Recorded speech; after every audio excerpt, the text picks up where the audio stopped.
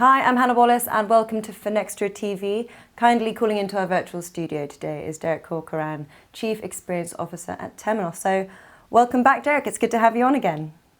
Thanks, Hannah. Always a pleasure. So today we're speaking about the acceleration of digital banking adoption since the pandemic. So I think a good way to start the interview is reflecting on the year just gone, right, and looking at how customer experience has changed since the pandemic and the way in which they were forced to use digital channels. So what was the impact here?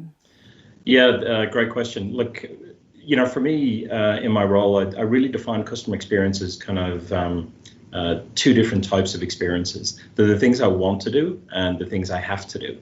So things I want to do are, things like dining, holidays, watching a movie with my family. I don't want it to be rushed. I want to enjoy it. The things I have to do, for me, they're things like paying my taxes, going to the dentist, getting insurance, and even banking. I want those to be quick and intuitive and convenient, and I want them to give me back more time for the things that I want to be able to do. So one of the things that we've really noticed with the pandemic, one of the big outcomes has been that it's actually highlighted for banks the transactions that could not be completed digitally. So people were required to stay at home, but they still needed to bank. They needed to interact with their bank. And sure, they could apply for a savings account, from their home if they needed to. But could they refinance their mortgage? Could they apply for a business loan if they were a small business owner?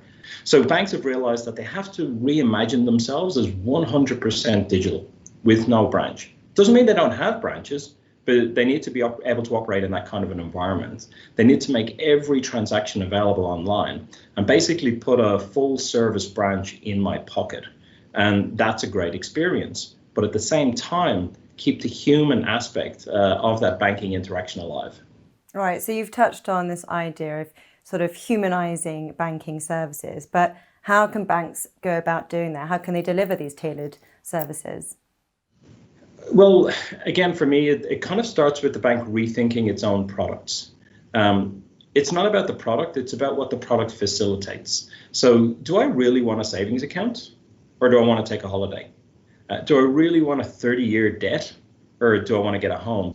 So if you start with what the customer is actually trying to do, trying to achieve, and you work your way backwards, you can align the product with the goal, with what they're actually trying to achieve, and make it easy and convenient.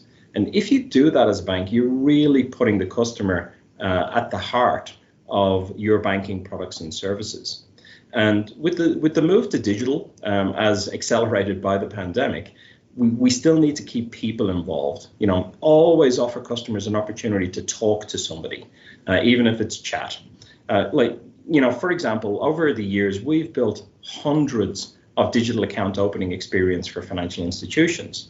And we've seen a direct correlation between online account opening and where the bank has a branch. And our research has kind of shown that there are a couple of reasons for that. First of all, the branch acts like a big billboard for the bank. But secondly, it gives the customer somebody to go and talk to if there's a problem. Because banking is money is incredibly personal. So I want to know that I'm not just talking to a bot, that if I need to actually have a conversation with somebody about something that's gone wrong with my account, with my money, then I can actually go and have that conversation. So we need to keep that human interaction as part of the digital banking services. All right, so let's talk technology then and speak off the back of this extensive research Temenos has done. How can tech help deliver better and more intimate digital engagement then going forward? What about that? So for me, there are kind of four technology elements that can transform how a bank engages with its customers. And they are data, APIs, artificial intelligence, and experience design. So let me give you an example of, where I would see those four working in harmony. So let's say I'm a customer of a bank, but I have an American Express card that's separate to my banking relationship. And I've set up auto pay. If the bank is effectively using data and analytics, they can monitor the balances of my accounts and future scheduled payments like paying my gym membership or my mobile bill. So that gives them a view into what's happening. Then if they use APIs and obviously open banking, then they can actually pull the balance due from my American Express account and see at the end of the month how much is probably going to get pulled out of my account.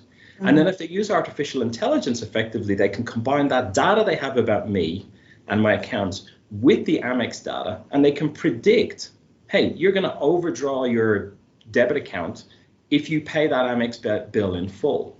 And then customer experience design and being able to build the right kind of experience on my mobile phone, they can notify me before that event actually happens. When they use these, which are available to everybody, that is human, intimate, and personalized digital banking.